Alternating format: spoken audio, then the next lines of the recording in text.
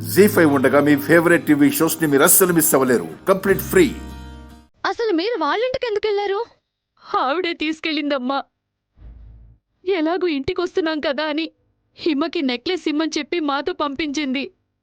అదేదో ఆవిడే ఇవ్వచ్చు కదా, మీకిచ్చి పంపించడం దేనికంట? ఆవిడొస్తే హిమ నెక్లెస్ తీసుకోదని దాని తారాగారు నా చేతికిచ్చి పంపించిందమ్మా.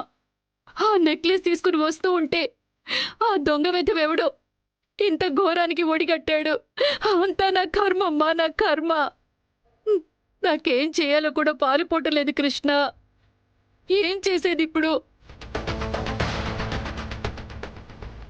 అమ్మా, ఇలా ఏడుస్తూ కూర్చుంటే పోయింది తిరిగి రాదు కదా. ఏడుపు కాక ఇంకేం మిగిలింది కృష్ణ? ఇప్పుడు ఆ తారాగారికి నేనే సమాధానం చెప్పుకోవాలి? అంటే ఈ విషయం ఇంకా తారాగారికి చెప్పలేదమ్మా? చెప్పటానికి ధైర్యం సరిపోవాలి కదమ్మా. అమ్మా, నువ్వే తప్పు చేయలేదు. ఆవిడేగా ఆ నెక్లెస్ బలవంతంగా నీ చేతికిచ్చి పంపించింది.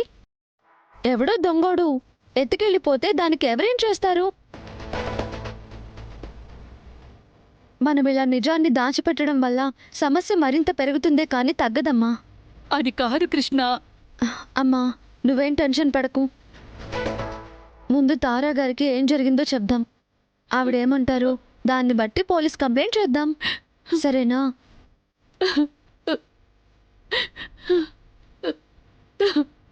నువ్వేం ఏడవకమ్మా.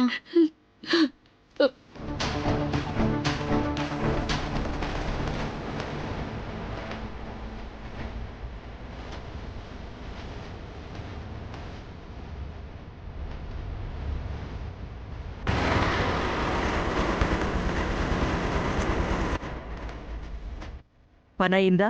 అయింది మేడం.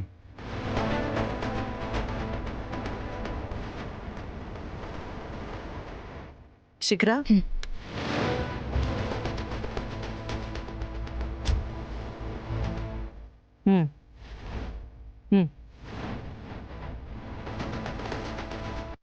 చెప్పిన వాళ్ళు చెప్పినట్టు చేసేవాళ్ళు నాకు నచ్చుతారు.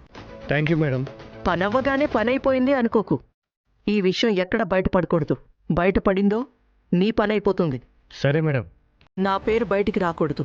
జాగ్రత్తగా ఉంటాను. ఇక నువ్వు వెళ్ళొచ్చు. Okay madam.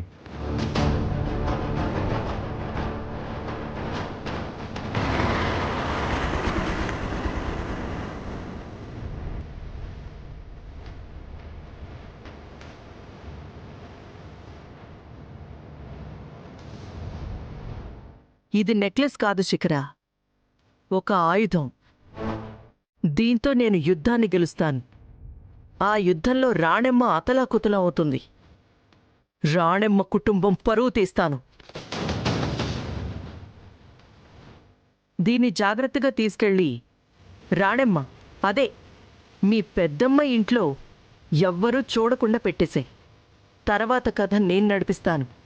మేడం, మీ ఆలోచనలు ఎవ్వరికీ అంత పట్టవు. భలే ప్లాన్ చేస్తున్నారు. తార అంటేనే ఎవ్వరికీ అర్థం కాదు శిఖర.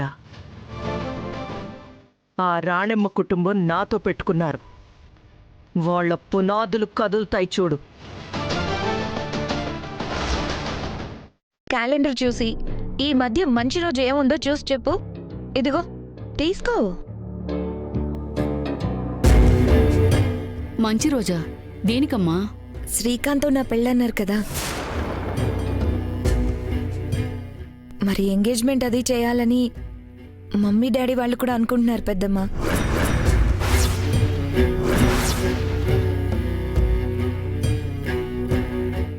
వాళ్ళకేమో ఇలాంటి వాటి మీద పెద్దగా అవగాహన లేదు.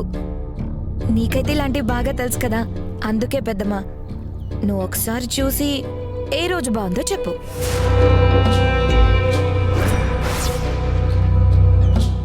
రేపు చూస్తానులేమ్మా. ఇప్పుడు చూస్తే ఏంటి పెద్దమ్మా? మంచి రోజు ఎప్పుడో చూడ్డానికి కూడా మంచి రోజు కావాలా ఏంటి?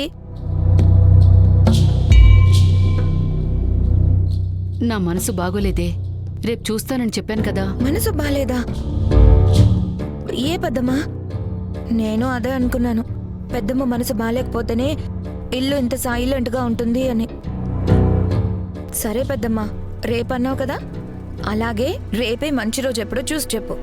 ఇదిగో పెద్దమ్మా, ఇప్పుడే చెప్తున్నాను.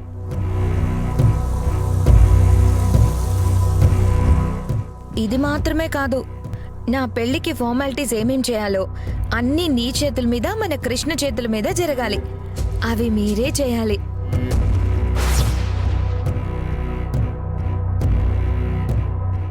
యాక్చువల్గా అయితే ఇవన్నీ విష్ణు అక్కే దగ్గరుండి చూసుకునేది. కానీ శ్రీకాంత్తో నా పెళ్లి వరకు తను వరుణ్ణి పెళ్లి చేసుకుని అత్తారింటికి వెళ్ళిపోతుంది కదా.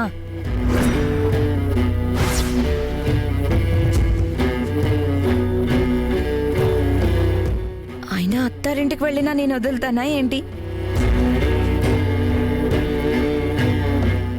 నా పెళ్లి ఏర్పాట్లన్నీ మా విష్ణు అక్కతోనే జరిపించుకుంటాను.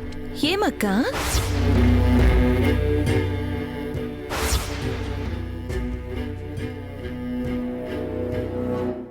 అవును, మేడం పని చెప్పారు కదా. హరి బ్యాగ్ ఎక్కడ పెట్టింది? కంపతీసి హాల్లోనే ఉందా ఏంటి? చూసుకోకుండా వచ్చేసానా? చెక్ చేద్దాం. మర్చిపోయాను, రేపు శ్రీకాంత్ని డిన్నర్కి ఇన్వైట్ చేయాలి.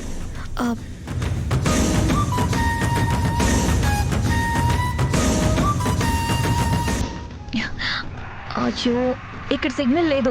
నేను బయటకు వెళ్ళి మాట్లాడతాను.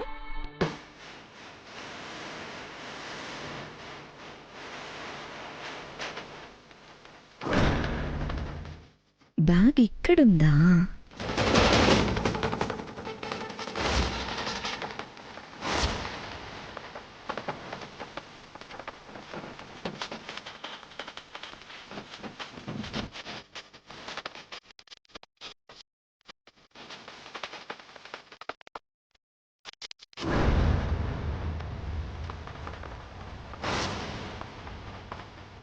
శిఖరా, శిఖరా, జీ5 యాప్ డౌన్లోడ్ చేసి అన్ని ఎపిసోడ్స్ పూర్తి ఉచితంగా చూడండి.